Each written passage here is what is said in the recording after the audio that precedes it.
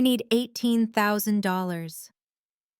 My sister Jessica's voice came through the phone with that particular tone she always used when she wanted something, the one that assumed compliance, that expected me to simply say yes because that's what I'd always done, what everyone in our family had always done when Jessica needed something. I was standing in my apartment in downtown Portland, looking out at the rain-streaked window, my laptop open on the dining table behind me, with 3 client proposals spread across the screen, and I felt something inside me go very still and very quiet. Emma, are you listening? 18,000. It's just a loan. 6 months? I'll pay you back with interest if you want. She said it like it was nothing, like $18,000 was something I could just produce out of thin air. And I suppose that's what hurt the most. Not the assumption that I had it, but the assumption that I'd never question giving it to her. I closed my eyes and saw myself at Sunday dinner 3 years ago, Jessica holding court at our parents' table in Lake Oswego, talking about her boutique expansion, and I'd mentioned needing to replace my car, the transmission was going, and my mother had patted my hand and said, "Well, maybe you can find something used, dear," before turning back to Jessica to discuss the merits of a second location, and my father had written Jessica a check for $5,000 before dessert was served. I'd driven home that night in my dying Honda and told myself it didn't matter, that I was fine, that I didn't need their help anyway. "Jessica," I said, and my voice sounded strange to my own ears, calm and level in a way that felt new. "I can't loan you $18,000. The silence on the other end lasted 3 seconds. I counted them, then, "What do you mean you can't? Emma, this is serious. The boutique is in trouble. Real trouble. I need this." I could hear the panic edging into her voice now, the desperation, and part of me, the old part, the part that had spent 32 years being the understanding sister, the flexible one, the one who didn't make waves, wanted to backtrack immediately, to say I'd figure something out, to ask how I could help. But I didn't. "I mean, I can't loan you the money," I repeated, and each word felt like stepping off a cliff, exhilarating and terrifying at once. "Are you serious right now? I'm your sister. I would do this for you. You know I would." Would she? I wanted to ask. Would she really? When had Jessica ever been asked to sacrifice anything for me? When had she ever had to choose between her own security and my needs? But I didn't say that either. I just said very quietly, "I'm sorry, Jessica. The answer is no." I heard her inhale sharply, that little gasp she'd perfected since childhood, the one that preceded tears or tantrums depending on her audience, and she said, "You never contributed anything to this family anyway."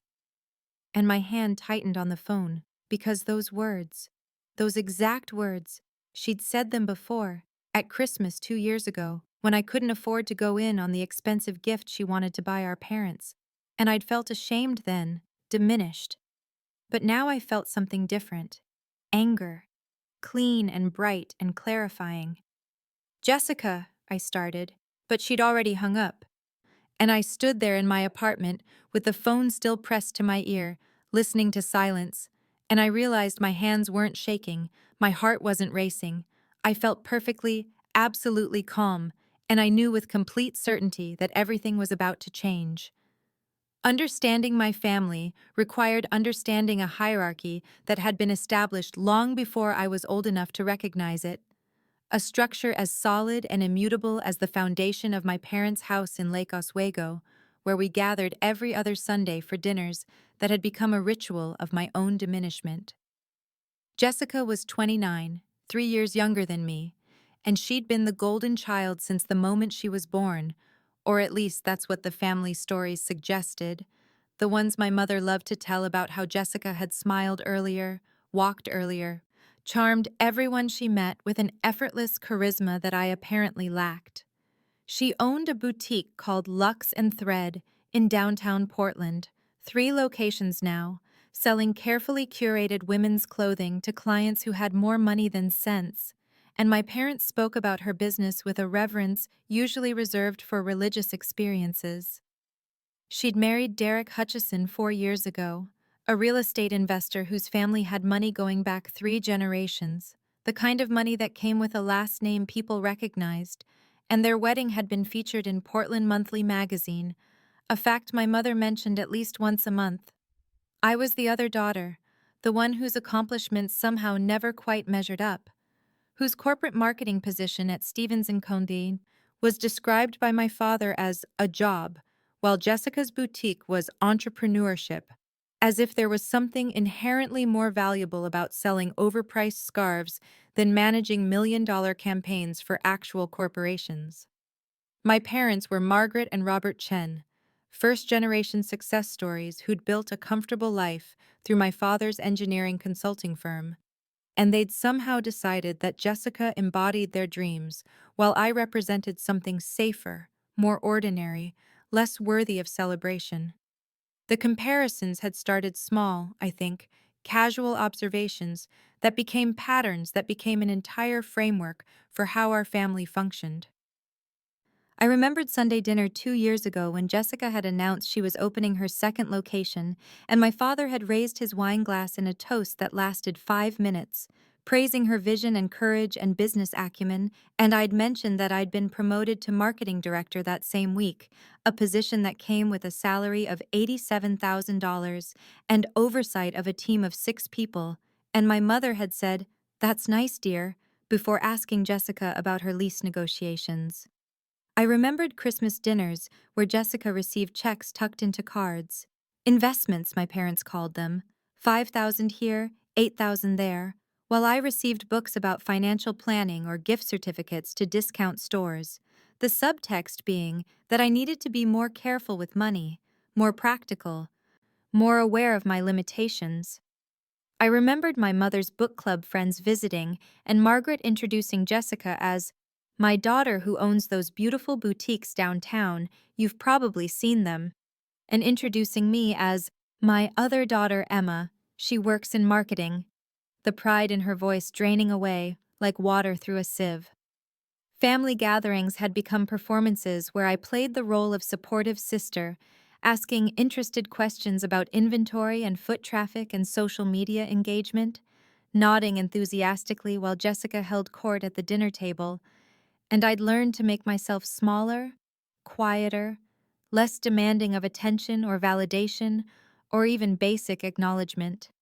My job was seen as interchangeable, replaceable, something anyone could do, while Jessica's boutique was treated as if she'd discovered a cure for cancer, and the financial disparity in how our parents treated us had become so normalized that pointing it out would have seemed petty, small-minded, jealous. When Jessica had needed $40,000 for a down payment on her house in the Pearl District, my parents had provided it as a gift, not a loan, a gift. And when I'd moved into my one-bedroom apartment in downtown Portland 2 years later, they'd given me $500, and my father had helped me move my furniture in his truck, and I'd told myself that was enough, that I should be grateful, that maybe I really didn't deserve more. 6 months before Jessica's phone call, I'd sat in a conference room on the 14th floor of Stevens & Company with floor-to-ceiling windows overlooking downtown Portland, and my boss Richard had slid a manila folder across the table with the kind of careful sympathy that people use when they're about to destroy your life, but want you to know it's not personal, and he'd said, "Emma, I'm so sorry, but we're restructuring the entire marketing division," and I'd known immediately what was coming, had felt it in my stomach like a stone dropping into dark water.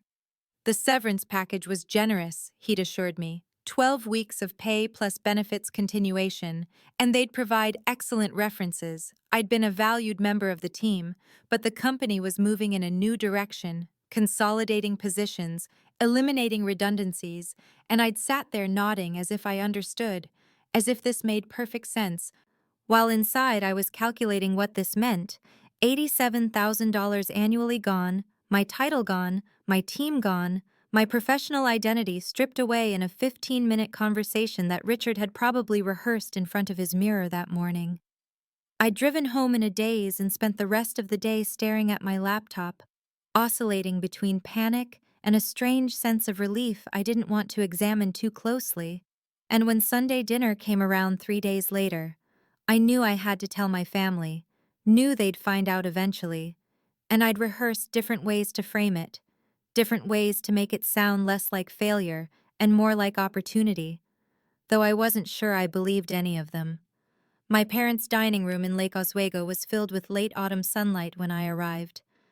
The table already set with my mother's good china, and Jessica was there early for once, sitting at the kitchen island, drinking wine and talking to our mother about a new clothing line she was considering, some designer from Seattle whose pieces were absolutely exquisite, according to Jessica's enthusiastic description.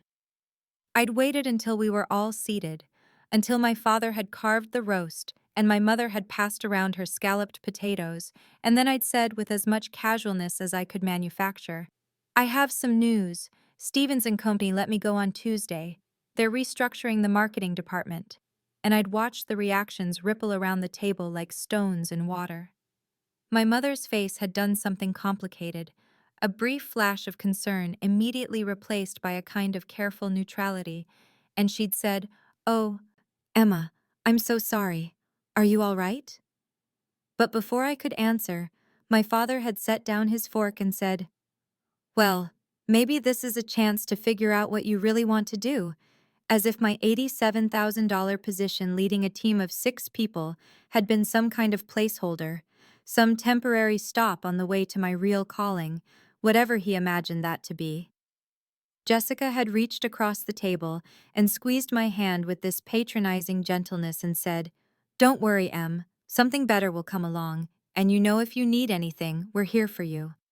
In that tone that made it clear she considered herself several rungs above me on the ladder of success, that this confirmed what she'd always suspected about my corporate job being somehow less legitimate than her boutique ownership. I'd managed to say, "I'll be fine. I have some savings, and the severance package is decent." But nobody was really listening anymore because my mother had turned to Jessica and said, "Speaking of opportunities, tell your father about the 3rd location you're considering." And just like that, the conversation pivoted, my unemployment becoming a brief footnote before the main event of Jessica's continued expansion. I'd sat there eating my mother's pot roast, tasting nothing, while my father spent 20 minutes discussing lease negotiations and foot traffic patterns, and Jessica's brilliant instinct for location selection.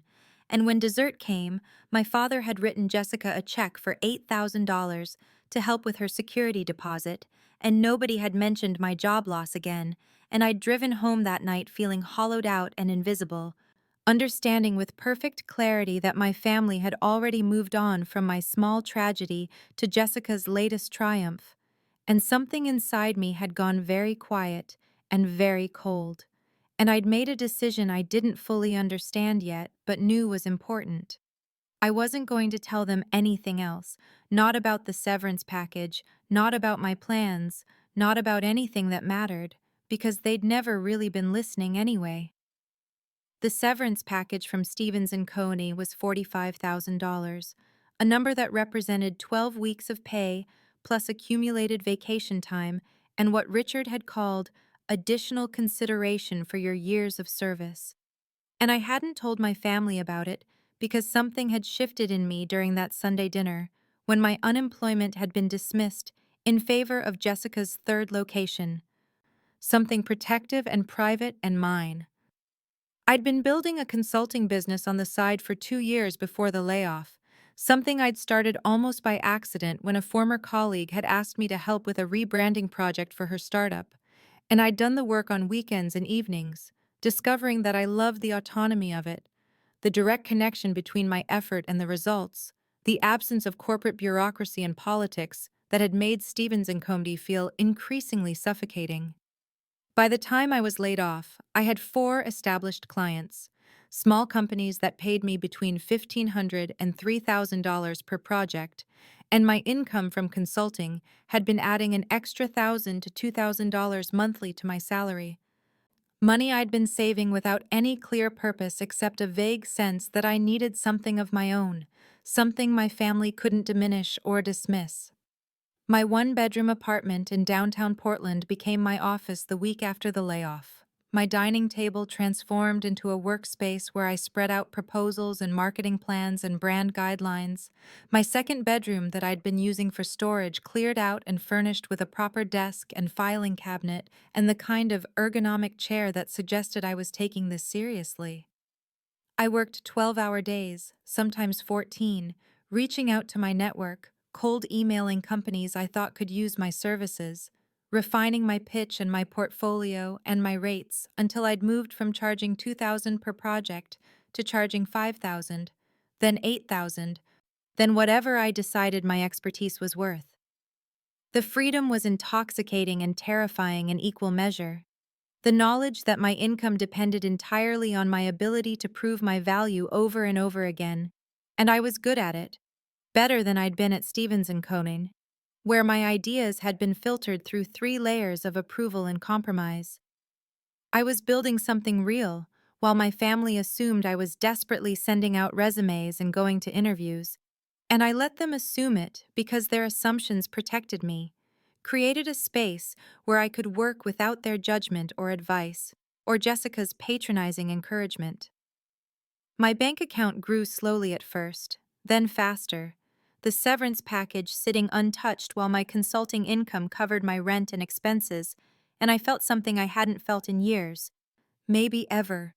Pride in my own competence, in my ability to create value without anyone's permission or validation. I needed to prove myself, not to them, but to myself. Needed to know if I could survive without the corporate structure I'd always hidden behind, without the salary and benefits and job title that had given me an identity my family found underwhelming, but I'd found safe. Every client I landed, every project I completed, every invoice I sent and payment I received felt like evidence that I was more than they'd ever bothered to discover. And the secrecy of it made it more powerful somehow. This hidden life I was building while they pitied me over Sunday dinners, and my mother left concerned voicemails about my job search. I wasn't looking for a job because I already had one I'd created from nothing, one that was growing faster than I'd imagined possible. And when I lay awake at night in my apartment with the city lights filtering through my windows, I didn't feel anxious about my future anymore, because I was finally building something that belonged entirely to me, something they couldn't take credit for or diminish or use as another opportunity to highlight Jessica's superior choices. And that belonging, that ownership, was worth more than any salary Stevens& Condi had ever paid me. The 3 months after the layoff were a masterclass in performance art, an extended exercise in letting my family believe what they'd always assumed about me while I built an empire they couldn't see. And every Sunday dinner became a careful dance where I deflected questions about my job search with vague answers about networking and exploring opportunities, while my mother watched me with worried eyes, and my father delivered lectures about realistic expectations in a difficult market. "Have you considered broadening your geographic search?" he asked over pot roast one evening in late November, his tone suggesting that my unemployment was probably the result of being too picky, too inflexible, not hungry enough. "The Portland market is oversaturated with marketing people. You might need to look at Seattle or even California." I'd nodded and said I was keeping my options open, while in my head I was calculating the $8,000 monthly retainer I'd just signed with a tech startup that needed a complete brand overhaul. My biggest client yet, the kind of contract that would have been impossible at Stevens& Company, where everything moved through committees and approvals.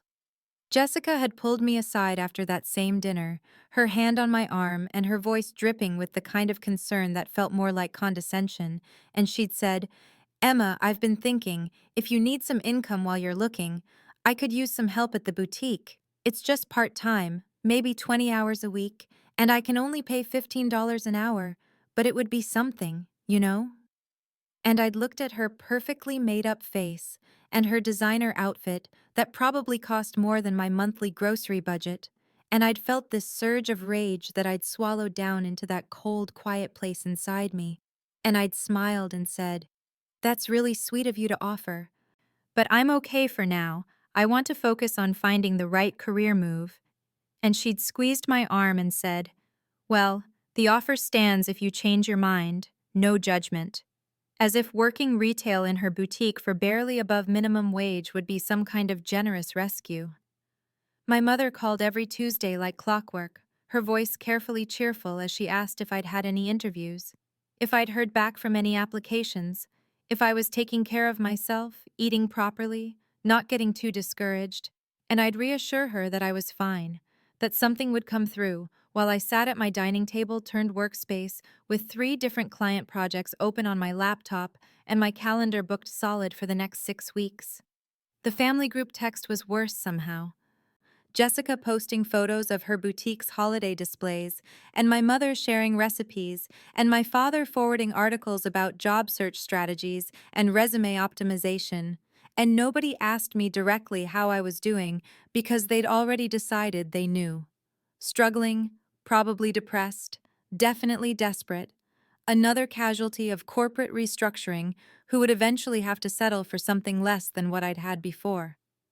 What they didn't know was that I'd landed a $12,000 project with an established restaurant chain that was rebranding their entire regional presence, or that I'd been hired by a local political campaign for $15,000 to manage their digital marketing through the election cycle, or that my bank account had grown by $35,000 in those 3 months while they pitied me and offered me $15 an hour retail positions. I sat through a December dinner where my father spent 40 minutes explaining to me how to network effectively, as if I hadn't built a career on professional relationships, as if I wasn't actively landing clients through the exact networks he was lecturing me about. And I'd listened with my jaw clenched and my hands folded in my lap while Jessica nodded along as if this wisdom applied to her too, as if she hadn't called Dad for business advice 3 times that week according to Mom's casual mention. Every well-meaning question felt like an accusation.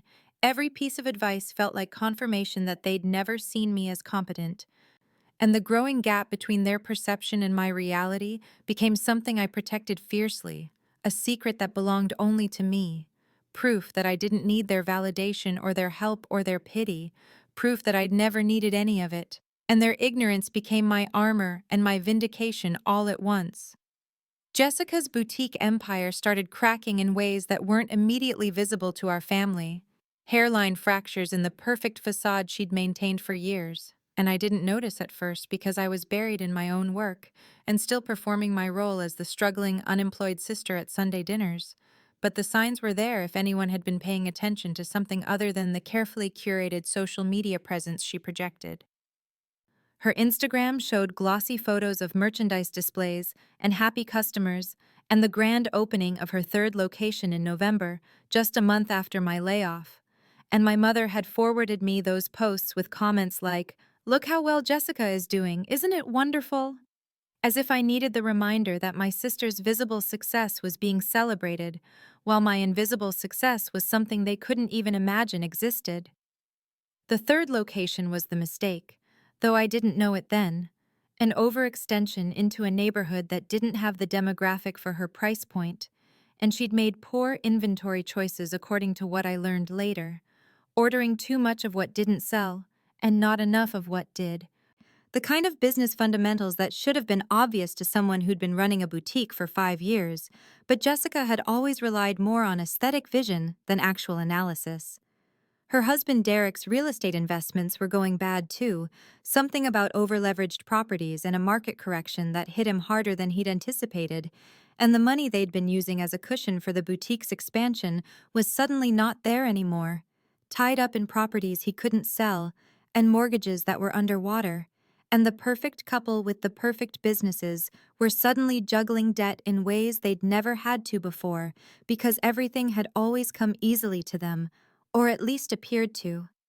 I heard about Jessica's mounting debt through Chen, a mutual friend from college who did accounting work for small businesses and had been consulting with Jessica on her books, and Sarah mentioned it carefully over coffee in early February, 6 weeks before the phone call that would change everything, saying, "I probably shouldn't tell you this, but I'm worried about your sister. She's got some serious cash flow problems and she's not making the decisions she needs to make to fix them." And I'd listened with this complicated mixture of concern and something darker, something that felt like vindication or justice, or maybe just exhaustion at the inevitability of it all.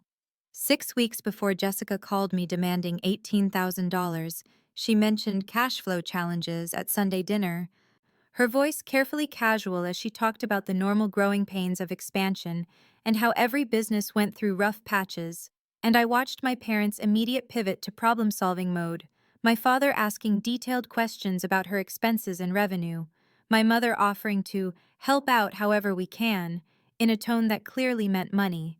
And I sat there eating my mother's pot roast while they circled around Jessica's crisis, with the kind of attentive concern they'd never shown when I'd announced my layoff. The contrast so stark, it would have been funny if it hadn't hurt so much. My father actually said, "Business challenges are different from employment challenges, Emma. Jessica has people depending on her, employees and suppliers. It's more complex than just finding a new job." As if my layoff had been some minor inconvenience rather than a complete upheaval of my career. And Jessica had nodded along, looking grateful for his understanding, while I'd kept my face carefully neutral and thought about the $8,000 per month I was making from just one client, more than enough to cover my entire cost of living. The family offered to help Jessica that night, my parents promising to look at our finances and see what we can do, while Jessica teared up and thanked them, and Derek put his arm around her, looking stoic and concerned. And nobody asked me if I was okay, or if I'd found work, or if I needed anything because they'd already decided I was the one who needed pity, not help, and Jessica was the one who deserved both. And I drove home that night, knowing that eventually this would come to me, that eventually Jessica would ask me for something I couldn't give without betraying myself. And I'd felt this cold certainty settling in my chest, that the breaking point was coming, whether I was ready for it or not. Jessica called me on a Thursday evening in late March, 4 months after my layoff, and I was at my dining table working on a brand strategy deck for the tech startup when my phone lit up with her name, and I almost didn't answer because I was deep in the work and didn't want the interruption, but something made me pick up. Maybe instinct, or maybe just the habit of always being available for my family, even when they were never available for me. And her voice came through tight and strained, skipping past any greeting to say, "Emma, I need to ask you something important, and I need you to really hear me, okay?" And I felt this immediate tension in my shoulders because I'd known since that Sunday dinner 6 weeks ago, that this was coming, that eventually her crisis would become my crisis, whether I wanted it to or not. "I need $18,000, she said, the words coming out in a rush, like she'd practiced them, rehearsed this conversation in her head until she'd found the right tone, the right approach, and then she added, "Just a loan, I'm not asking for a gift, I'll pay you back in 6 months, I promise. I just need to get through this rough patch with the boutique, and everything will be fine."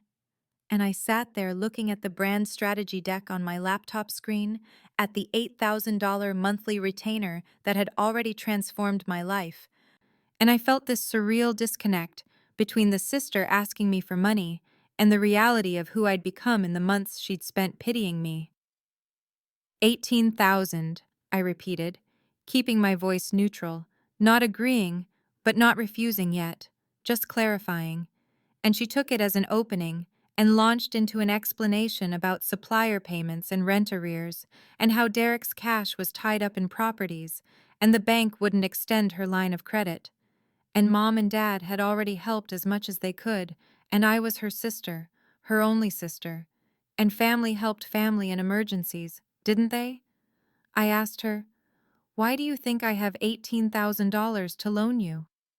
And there was this pause, this moment where I could hear her confusion, and she said, "Well, I know you don't have it sitting around, but you could get a personal loan, right? Or borrow against your 401k? I mean, I'd do it for you if the situations were reversed, Emma. I really would." And I felt something cold and hard settle in my chest. This crystallization of everything I'd been feeling for 4 months, for 4 years, for my entire life, really. "No," I said. and the word felt like jumping off a cliff, like burning a bridge, like finally saying the thing I'd swallowed back 1,000 times before. And Jessica's voice went up an octave as she said, "What do you mean, no? Emma, I just explained I need this. The boutique is going to fail if I don't make these payments. Do you understand what I'm saying? I'm asking you for help. I'm your sister." And I repeated, "No, Jessica. I'm not giving you $18,000.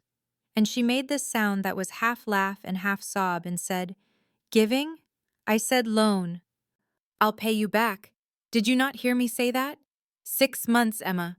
Just 6 months." And I said very quietly, so quietly I almost didn't recognize my own voice, "Would you?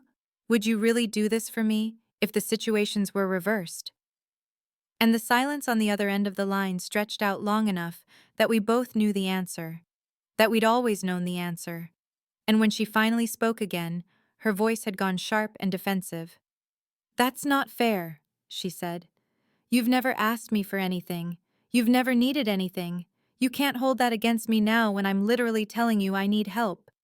And I thought about the $15 an hour job offer, about the condescension and the pity, about every Sunday dinner where my unemployment was treated like a moral failing, while her business struggles were treated like noble entrepreneurial challenges.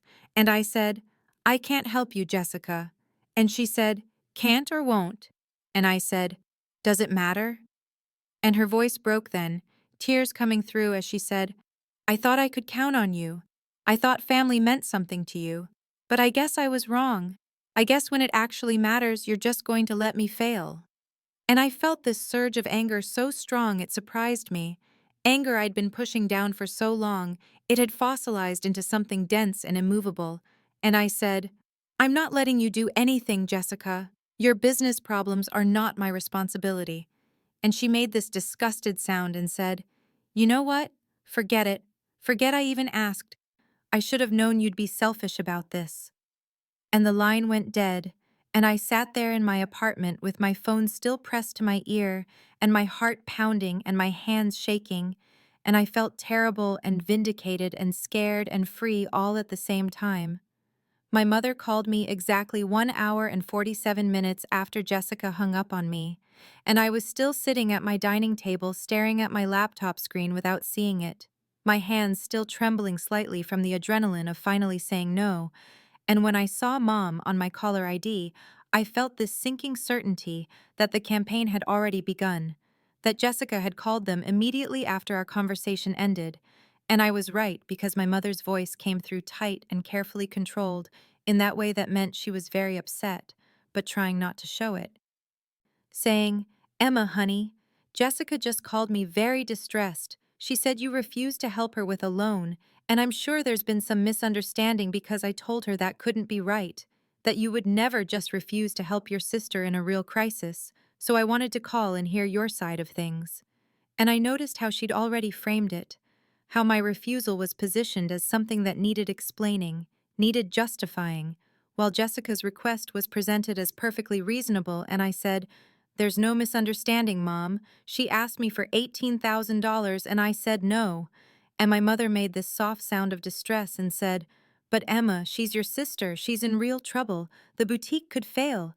Do you understand what that would mean for her? She's built that business from nothing. It's her dream, and you'd just let it collapse when you could help?" And I felt this weary anger building, because of course my mother knew nothing about my business, the one I'd built from nothing while they all watched Jessica's every move. And I said, "I can't help her, Mom." And she said, "Can't or won't, Emma? Because there's a difference. And I think you need to really examine your heart here and ask yourself if this is who you want to be." And I said nothing, because anything I said would be used against me, turned into evidence of my selfishness. And after a long silence, my mother said, "Your father and I have already given what we can. We've taken out a loan ourselves to help her. And if you could just do this one thing, just this one time, it would make such a difference." And I absorbed the information that they'd taken out a loan for Jessica, actually borrowed money to prop up her failing business, while they'd never offered me anything beyond worried phone calls and job search advice. And I said, "I'm sorry, Mom, but no." and she said in this cold voice I'd rarely heard from her, "I'm very disappointed in you, Emma. I really am," and hung up before I could respond. My father called 38 minutes later, and I'd been pacing my apartment in the interim, anxiety and anger churning in my stomach. And his approach was different, more aggressive, skipping past my mother's gentle manipulation to go straight for the lecture, saying, "Your mother is very upset, Emma, and frankly I am too. I don't understand this attitude you're taking. Jessica has been there for you your whole life, and now when she needs something, you're acting like it's not your problem." And I wanted to ask when exactly Jessica had been there for me, what specific moments he was remembering that I'd somehow forgotten. But he continued without waiting for my response, saying, "I know you're in a tight spot financially right now, we all know that. But there are ways to get money if you really need it. You could take out a personal loan, you could borrow against your future earnings. Banks do that sort of thing all the time, and yes, you'd pay some interest, but that's what you do for family, Emma. You make sacrifices." And I felt this surreal dissonance at him telling me to take out a loan to give Jessica money, to go into debt to fund her business, and I said, "I'm not doing that, Dad." And he said, "Then maybe you need to think about what family means to you, because from where I'm sitting, it looks like you've decided your comfort is more important than your sister's livelihood." And I said, "That's not fair." And he said in this cutting tone that made me feel like I was 16 again and failing to meet his expectations, "You know what's not fair? Your sister losing everything she's worked for because you can't be bothered to help. If you managed money better, maybe you'd understand business emergencies. Maybe you'd understand that sometimes you have to take risks for the people you love." And I felt that land like a slap. The implication that I was financially incompetent on top of being selfish. And before I could formulate a response, he said, "I want you to think very carefully about this, Emma. Because these decisions have consequences, and you might find that the family you're turning your back on won't be there when you need them." And he hung up, and I stood in my living room feeling like I'd been hit by a truck, shaking with anger and hurt, and this terrible doubt that maybe I was the villain in this story after all. Derek called 23 minutes after my father, and I almost didn't answer, but some masochistic impulse made me pick up, and his voice was smooth and reasonable and somehow more insulting than either of my parents had been, saying, "Emma, hey, I know you've had a rough day with all these calls, but I wanted to reach out man to man, or person to person, I guess, just to talk about this situation with Jess." And I bristled at the nickname, at the presumed intimacy, at his tone that suggested we were peers, having a rational discussion when really, he was just another person pressuring me. And he said, "Look, I get it. 18K is a lot of money. I'm not minimizing that, but I want you to understand what's at stake here. Jessica has put her heart and soul into this business. And yeah, we've hit a rough patch. That's business, that's life. But we're going to come out the other side of this stronger. And the people who helped us are going to be remembered, you know what I mean?" And there was something almost threatening in that last part, this implication of future favors earned or lost, and he continued, "I know you're going through your own stuff right now, the job situation and everything. Jessica told me how hard it's been for you, and I respect that, I really do. But sometimes we all struggle at the same time, and that's when family steps up. That's when we prove what we're made of." And I felt this cold clarity settling over me, this understanding that they'd all consulted with each other, coordinated their approaches, divided up the emotional labor of breaking me down, and I said very quietly, "I'm not giving Jessica $18,000, Derek, and I'd appreciate it if you and everyone else would stop calling me about it." And he said, "Emma, come on, don't be like this. Jess is desperate. She's literally desperate. Do you want that on your conscience?" And I said, "Goodbye, Derek," and ended the call and immediately turned my phone to Do Not Disturb. And I sat on my couch in the gathering darkness of my apartment and felt this profound exhaustion wash over me. And beneath that exhaustion was a decision crystallizing, a realization that I couldn't keep being invisible, couldn't keep letting them believe I was the struggling, unemployed sister who couldn't help even if she wanted to, because their assumptions about my weakness were being used as weapons against me. And if I was going to be judged either way, if I was going to be the villain in their story no matter what I did, then maybe it was time to tell them the truth, to show them exactly who I'd become while they weren't paying attention. And I felt scared and certain all at once, knowing that revealing my success would change everything, but staying invisible would destroy me. My mother called me on Sunday morning, 3 days after the cascade of phone calls, and her voice was gentle and conciliatory as she said, "Emma, honey, your father and I would really like to see you today. Maybe you could come over for dinner, just family, nothing formal. We just want to talk." And I heard everything she wasn't saying in that careful tone. Heard the strategy session they'd had after their individual approaches had failed, and I almost said no, almost told her I was busy, but something in me decided that hiding would only prolong this, that if there was going to be a confrontation, it might as well happen now. So I said, "What time?" And she said 4 o'clock, with obvious relief in her voice. And when I arrived at my parents' house in Lake Oswego that afternoon, parking my 7-year-old Honda between my father's Lexus and what I recognized as Derek's Mercedes, I knew immediately that I'd been set up, that this wasn't dinner, wasn't a casual conversation, but something orchestrated and planned. And I sat in my car for 3 full minutes, trying to decide whether to drive away or walk through that front door.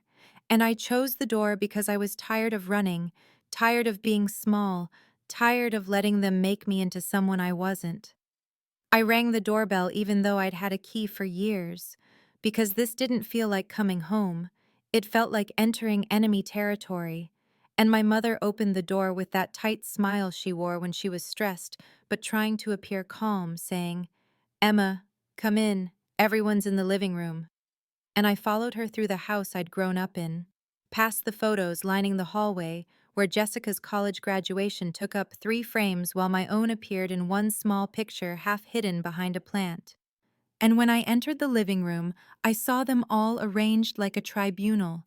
Jessica on the couch with her face blotchy and tear-stained, Derek beside her with his arm around her shoulders, my father in his leather armchair with his reading glasses on like this was a business meeting, and my mother gestured to the chair across from them, the only empty seat, positioned so I'd be facing all of them at once.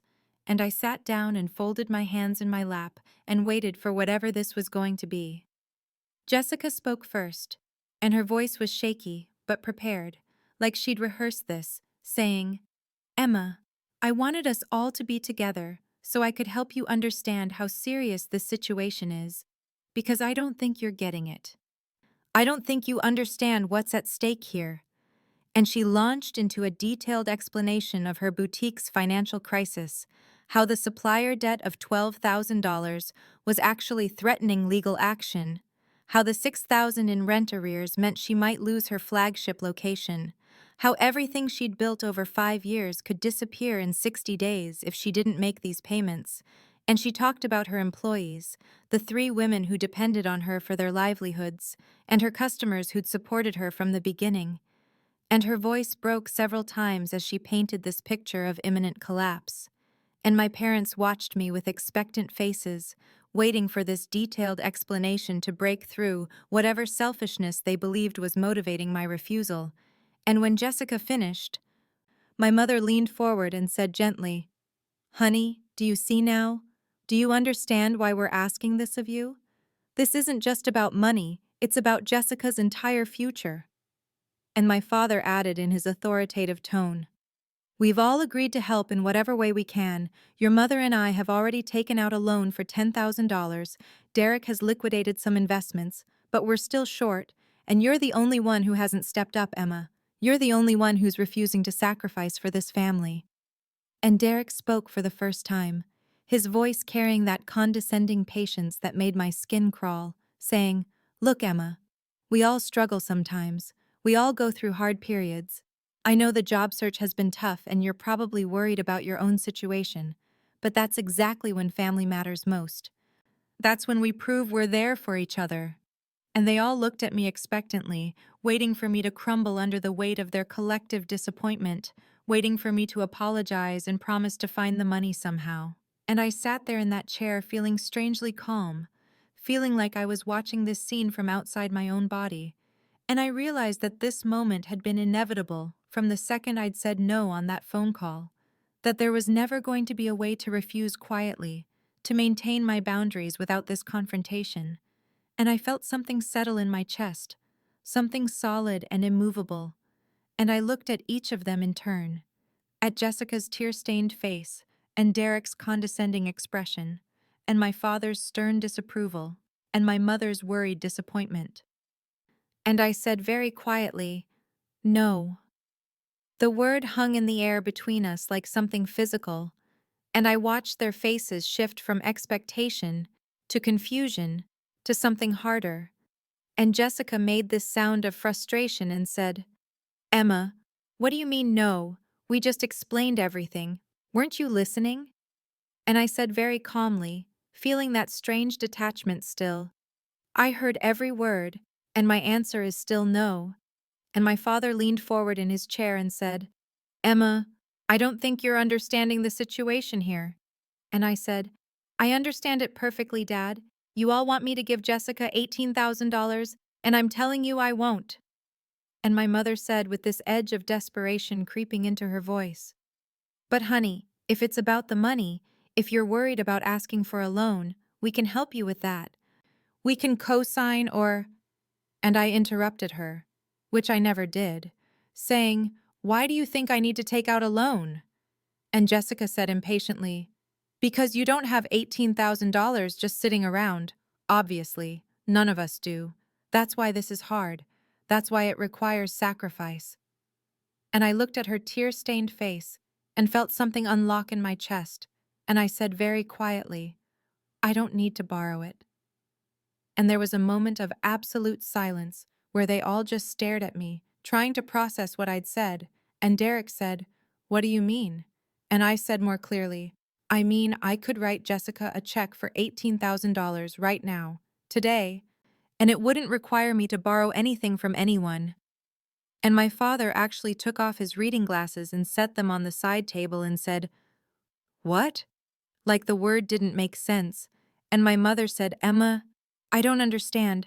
How could you possibly—" And I said, still in that calm voice that didn't sound quite like mine, "I've been running a consulting business for the past 6 months. Actually, I started building it 2 years ago, but it became my full-time focus after the layoff, and I have 4 established clients, with a 5th contract being finalized this week, and in the last 3 months alone, I've brought in $34,000 in revenue." And I watched the words land like stones in still water, sending ripples of confusion and disbelief across their faces, and Jessica said, "That's not possible. You've been unemployed. You've been looking for work. We all know." And I said, "You all assumed there's a difference." And my father said in this strange voice I'd never heard from him, "You're telling us you've made $34,000 in 3 months?" And I said, "Yes, before taxes, obviously. But yes, my business pulled in $34,000 in the last quarter, and my projected revenue for this quarter is actually higher, around $42,000. I have a tech startup on an $8,000 monthly retainer. I completed a $12,000 project for a restaurant chain. I did $15,000 in work for a local political campaign, and I have ongoing projects with 2 other clients." And my mother said, "But you never said anything. You never mentioned any of this." And I said, "No, I didn't." And there was something in my tone that made them all go very still. And Jessica said with this edge of anger, now mixing with her confusion, "Why didn't you tell us? Why would you let us all think you were struggling if you weren't?" And I looked at her and felt years of invisible weight pressing down on me, and I said, "When would I have told you, Jessica? When would any of you have asked?" And Derek said, "That's not fair. We've all been checking in on you, asking about the job search." And I said, "You've been asking if I've found a job yet. That's not the same thing as asking what I've been doing with my time, or what matters to me, or whether I'm okay." And my mother said, "Honey, that's not true. We care about you. We've been worried." And I felt something hot and sharp rising in my throat, and I said, "You've been worried that I was embarrassing you. There's a difference. And my father said in his stern voice, "Emma, that's enough. You're being unfair and you know it." And I shook my head and said, "I'm being honest for the first time in years, and you can't stand it." My father started to respond, but I kept talking, the words coming faster now, words I'd been holding back for years. And I said, "Do you want to know when I would have told you? Maybe at the dinner 6 months ago when I announced I'd been laid off?" And Dad said, "Well, maybe this is a chance to figure out what you really want to do." And before I could even process that, before I could say anything about what I was planning or thinking or feeling, Mom turned to Jessica and started asking about her boutique expansion, and you all spent the next 45 minutes discussing Jessica's business plan while I sat there with my layoff notice still burning in my pocket. And I watched my mother's face shift, watched her remember that dinner, and I said, "Or maybe I could have told you at my birthday lunch in August. Remember that?" When I turned 32 and Dad spent literally 45 minutes advising Jessica on whether she should expand to a third location. And I timed it. I actually sat there timing it on my phone because I couldn't believe it was happening on my birthday. And when I tried to mention that I was working on some interesting projects, Dad said, "That's nice, honey," and went right back to explaining profit margins to Jessica. And Jessica said, "Emma, I don't remember it like that."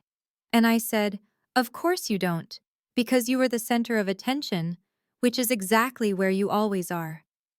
And my mother said, "That's not fair. We celebrate both of you." And I said, "Do you? Do you really?" And I turned to look at her directly and said, "Christmas, 3 months ago. Do you remember what you gave me?" And she hesitated and said, "We gave you several things." And I said, "You gave me a job search book, Mom, a book called Reinventing Your Career in Your 30s, and a coffee mug that said, 'Hang in there.' And you gave Jessica $5,000 as an investment in her second location." And my father said, "Jessica had a business opportunity. That was different." And I said, "Everything with Jessica is always different. Everything she needs is an investment, or an opportunity, or a special circumstance. And everything I need is just me being needy or difficult." And Derek said, "Now you're just being dramatic." And something snapped in me, and I turned to him and said, "Was I being dramatic when Jessica offered to let me work at her boutique for $15 an hour? When she said it like she was doing me this enormous favor? When you all nodded like that was such a generous offer? I have a master's degree in marketing.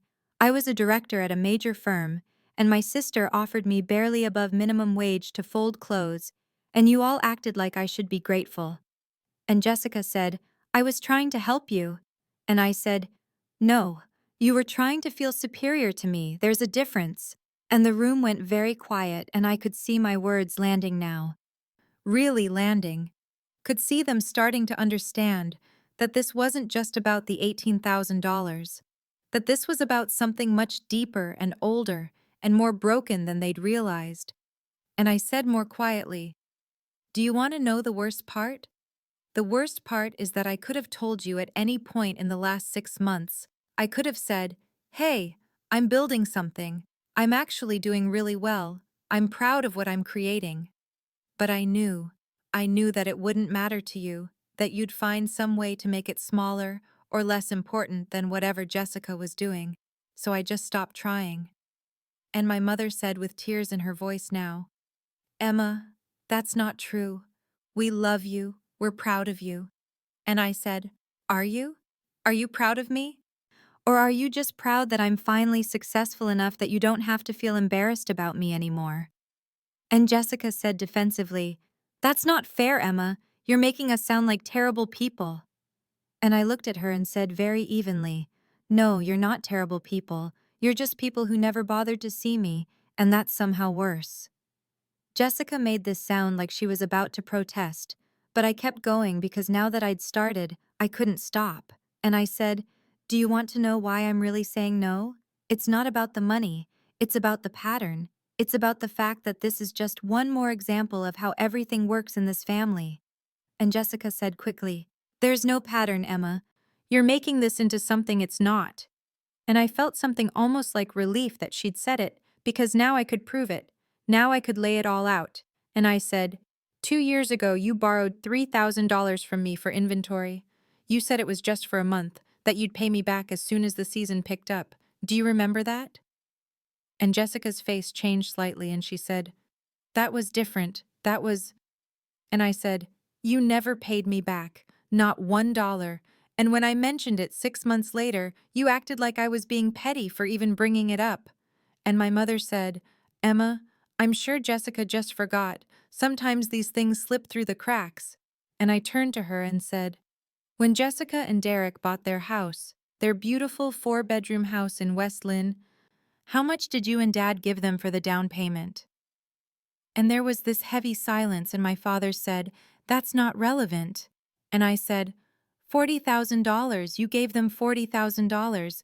I remember because you told me it was an early inheritance, that you wanted them to have it while they could enjoy it. And my mother said quietly, Jessica needed help getting started. And I said, and when I moved into my 1-bedroom apartment that I could barely afford on my director's salary, you gave me $500 and a set of dish towels. And Jessica said, Emma, that's not fair. Our situations were completely different. And I said, yes, they were. Your situation required $40,000 and mine required dish towels. I understand the difference perfectly. And Derek said, you're really going to hold that against them? They helped us with a major life purchase.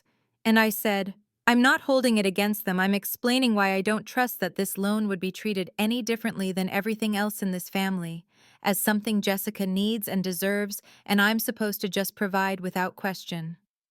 And my father said, that's a very ungenerous interpretation. And I said, then let me give you another one. Jessica's wedding. Do you remember her wedding? And Jessica said, oh my God, Emma, are you really going back to that? And I said, your wedding cost $35,000. It was beautiful. It was at that venue overlooking the river. There were 200 guests, and Mom and Dad paid $20,000 toward it. They paid for the venue and the catering and half the flowers. And my mother said, we wanted to give Jessica a beautiful wedding. And I said very quietly, and I got married in a courthouse in a dress I bought on sale, and you gave us a $200 gift card to Target. And the silence that followed was so complete, I could hear the clock ticking in the hallway, and my mother said with this tremor in her voice, you said you wanted a small wedding. You said you didn't want a fuss. And I said that because I knew you wouldn't offer me what you offered Jessica. I learned very young to make myself need less so I wouldn't have to face the disappointment of asking for more. And Jessica said, this is insane. You're acting like we treated you terribly when all we ever did was love you. And I said, you loved the version of me that stayed small and quiet and didn't ask for anything. That's not the same as loving me. And my mother was crying now and she said, that's not true, Emma. We've always loved you. Jessica just needed more help. She had more challenges, more expenses. And I looked at her and said, exactly, Mom. Exactly. Jessica always needs more. She's always needed more. More money, more attention, more support, more everything. And I've always needed less because I learned that the only way to survive in this family was to not need anything from any of you. And my father said, Emma, that's enough. You're being cruel now. And I said, I'm being honest. There's a difference. And if honesty sounds like cruelty to you, then maybe that tells you something about how much truth you've been avoiding. My father's face was getting red now, that particular shade I remembered from childhood when he'd reached the end of his patience, and he said, Emma, if you have the money, then family means helping. That's what family does. We help each other. And I felt this strange calm settle over me because I'd been waiting for this. I'd known it was coming. And I said, you're right, Dad. Family should help each other, so I'll loan Jessica the $18,000 on one condition. And the room went completely still, everyone leaning forward slightly, and Jessica said, what condition? With this hope creeping into her voice like she thought I was about to back down, about to just hand over the money with some small face-saving requirement. And I said, I'll write you a check for $18,000 today, right now, but we're doing this as a business transaction. I want a signed promissory note, a repayment plan of $310 per month for 60 months. That's 2 years, and I'm charging 6% interest." And Jessica's face went through about 5 different expressions in 3 seconds, landing on outrage, and she said, "You'd charge your own sister interest? You'd actually charge me interest on a loan?" And I said, "Yes, I would, because this is a loan, not a gift, and loans have terms, and 6% is significantly less than the 12% you'd pay at a bank. So actually, I'm being generous. But this is business. This is the kind of business transaction you're always talking about, the kind of professional arrangement you'd make with anyone else." And Derek stood up and said, "This is unbelievable. This is your family, Emma. Your family. And you want to treat your sister like some stranger off the street?" And I looked at him and said very calmly, "I'm treating her like someone who's borrowed money from me before and never paid it back. I'm treating her like someone who needs to learn that money doesn't just appear because she needs it. I'm treating her like an adult who made business decisions that didn't work out and now needs to handle the consequences like an adult." And my mother said, "Emma, this is so unlike you. You've never been this hard." And I said, "No, I've never been this clear. There's a difference. I've always been soft and accommodating and willing to bend because that's what you all expected. But that ends now." And Jessica said, "So what? You're just going to be cold and calculating now? You're going to act like money is more important than family?" And I said, "I'm acting like I matter as much as you do.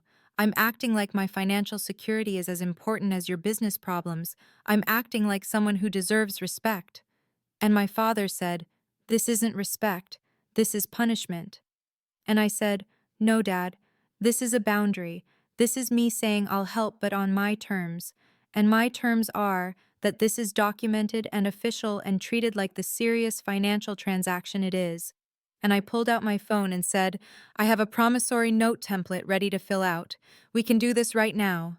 Or you can find the money somewhere else. But those are the only 2 options. There is no third option where I just hand over $18,000 and hope for the best." And Jessica looked at our parents like she was waiting for them to intervene, to tell me I was being unreasonable, to pressure me into backing down. But I saw something shift in my father's face. This recognition maybe that I actually meant it, that I wasn't going to be moved. And he said, "Jessica, maybe you should consider it. 6% is reasonable."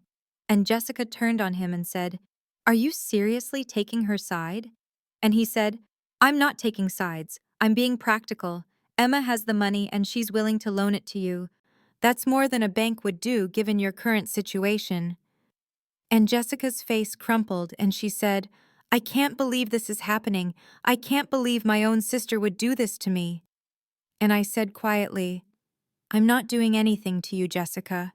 I'm offering you exactly what you asked for, $18,000. I'm just asking for the basic respect of a documented agreement." And Derek said, "And if she can't pay? What then? You'll take her to court?" And I said, "Then we'll deal with that when it happens. But I believe Jessica can pay. I believe her business can recover, and I believe she's capable of honoring her commitments, unless you're telling me she's not." And the trap in that question was obvious, because saying she couldn't pay was admitting her business was failing worse than they'd let on. And Derek said, "Fine, fine. We'll sign your promissory note." And Jessica looked at him with betrayal in her eyes. But he said, "Jessica, we need the money, and this is better than the alternatives." And I opened the template on my phone and started filling in the details. $18,000, 6% annual interest, $310 per month for 60 months. And I said, "I'll email this to you. You both sign it, Jessica as borrower and Derek as co-signer, and then I'll write the check." And my mother said, "Emma, please, can't you just trust your sister?" And I looked at her and said, "Mom, this isn't about trust. This is about respect. And if Jessica respects me, then she'll have no problem signing a simple agreement." And I hit send on the email and said, "The offer stands until you walk out that door. After that, I'm not interested." And I sat back and waited. Jessica stood up so fast her chair scraped against the hardwood floor with this awful sound that made my mother flinch. And she said, "I can't do this. I can't sit here and be treated like this." And she grabbed her purse from the side table and Derek stood up too, following her lead like he always did. And she looked at me with this expression that was equal parts fury and hurt, and said, "I hope you're happy, Emma. I hope this is what you wanted." And I didn't say anything because there was nothing to say. She was going to make me the villain in this story no matter what I did. And Derek said, "We'll be in touch," in this cold professional voice, like we were opposing lawyers instead of family, and they walked out, Jessica's heels clicking against the floor until I heard the front door open and slam shut. And the silence that followed was so heavy it felt like the air had turned to water.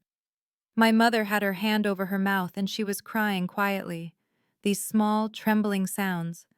And my father was just staring at the spot where Jessica had been standing, like he couldn't quite process what had just happened. And I stood up and picked up my phone and slipped it into my pocket, and my mother said, "Emma," in this broken voice, and I looked at her and waited. And she said, "I don't know what happened to you. I don't know when you became so hard." And I felt this rush of something that might have been anger or might have been grief. I couldn't tell anymore. And I said, "I learned my worth, Mom. That's what happened. And you taught me to. You and Dad and Jessica, you taught me that I had to demand to be seen because none of you were going to see me on your own." And my father said, "That's not true."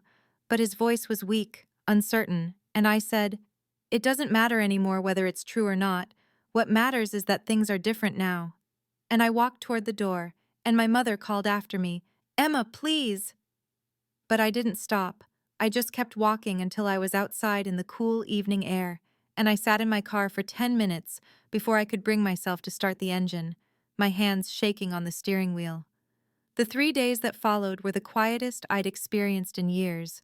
No phone calls, no texts, no emails, just this complete radio silence from my entire family, and I worked through those days with this strange clarity, meeting with clients, revising proposals, building my business while this other part of my life sat in suspended animation.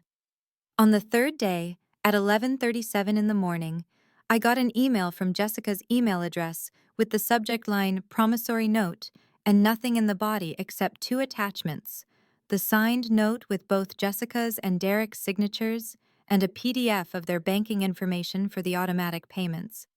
And I sat there staring at my screen for a long time before I opened my banking app and initiated the transfer, $18,000 from my business account to the account number she'd provided. And I took a screenshot of the confirmation and emailed it back to her with the subject line, "Receipt," and that was it. The entire transaction completed in less than 5 minutes. Professional and cold, and exactly what I'd said it would be. I didn't hear from Jessica for another week, and when I did, it was a one-line text that said "received," and nothing else. No thank you, no acknowledgement of what the money meant or what it would do for her business. Just that single word confirming the transaction had gone through. My parents called 2 days after that, my mother first, and then my father an hour later, both of them tentative and careful, talking around what had happened without actually addressing it, asking about my business in this new way that suggested they'd actually thought about what I'd told them. And I answered their questions politely, but didn't offer more than they asked for, and I could feel the shift, this fundamental change in how they approached me. Like they'd suddenly realized I wasn't the person they thought I was, and they weren't sure how to talk to this stranger who looked like their daughter. 2 months passed, and on the 15th of the second month, $310 appeared in my business account with the memo line, "Loan repayment, Jessica Miller." And I stared at that transaction for a long time, not because I doubted she would pay, but because seeing it there made everything real in a way it hadn't been before. And I realized something sitting there at my desk with the afternoon sun coming through my apartment windows. That respect hadn't come from accommodation or compromise or making myself smaller. It had come from holding a boundary and meaning it, from treating myself like I mattered enough to have terms. And that single payment was worth more than the $310 it represented. It was proof that everything had actually changed. 4 months after the confrontation, I sat at the desk in my new office space in downtown Portland, the one with windows that looked out onto Morrison Street where I could watch the city move below me. And I was reviewing contracts that totaled $153,000 in annual revenue, not projections, but actual signed agreements with 6 regular clients who valued my work enough to commit long term. And I'd hired my first employee 3 weeks earlier, a recent college graduate named Maya, who reminded me of myself at that age, hungry and capable and underestimated, and my business was thriving in this way that felt both surreal and completely earned. Like I'd been climbing a mountain in the dark, and suddenly the sun came up, and I could see how far I'd actually come. Jessica's boutique was stabilizing. I'd heard through my mother, who was suddenly very interested in keeping me informed about family news. The loan I'd given her had covered the immediate crisis, and she'd made some hard decisions about scaling back to 2 locations instead of 3. And every month on the 15th, that $310 appeared in my account like clockwork. No delays, no excuses, just the steady proof that she was honoring her commitment. And I found myself respecting her for that, even though our relationship had cooled to something polite and distant. We saw each other at family dinners once a month and made conversation that was perfectly civil and completely surface level. No more pretense of closeness, no more performance of sisterhood that had always been based on me making myself smaller so she could shine brighter. The family dinners themselves had changed in ways that were subtle but significant. My parents asked about my business now, actual questions about my clients and my revenue and my plans for growth. And my father had this expression when he listened to me talk about my work, something that might have been grudging respect or might have been confusion that his disappointing daughter had somehow become successful without his guidance. And my mother's confusion was giving way to something that looked like pride, though she still sometimes got this sad look in her eyes, like she was mourning the version of me who used to accommodate everyone, who used to bend and flex and never demand anything. I'd been thinking a lot about what had actually changed, whether it was their perception of me or my perception of myself, and I'd come to realize it was the second thing, that they were responding to a shift that had happened inside me first, that I'd stopped waiting for them to see my worth and started insisting on it, and that insistence had forced them to recalibrate how they treated me because the old patterns didn't work anymore. I wouldn't accept them anymore. My phone rang and I saw it was my mother calling. And I felt this small smile cross my face because I wasn't afraid of these calls anymore, wasn't bracing for criticism or dismissal. And I picked up and said, "Hi, Mom." And she said, "Hi, honey. I was just thinking about you. Do you have time for lunch this week?" And I pulled up my calendar and said, "I could do Thursday at noon." And she said, "Perfect. There's this new place near your office I've been wanting to try." And the conversation was easy and warm, and I realized this was what it felt like to be comfortable in my own skin, to talk to my family from a place of security instead of desperation, to know that their opinion of me mattered less than my opinion of myself. We talked for a few more minutes about nothing important, the kind of small talk that used to feel like evidence of my insignificance, but now just felt like normal family connection. And when we hung up, I sat there for a moment looking out at the city and thinking about the woman I'd become, the woman who said no, the woman who knew her worth, the woman they never bothered to see until she demanded to be seen. And I felt this deep sense of peace settle over me because I'd learned the most important lesson of my life, that you can't wait for other people to validate you. You have to validate yourself first, and then decide who gets to be part of the life you're building. And some people will rise to meet you where you are, and some people won't. And both outcomes are acceptable because you're not negotiating your worth anymore, you're simply living it.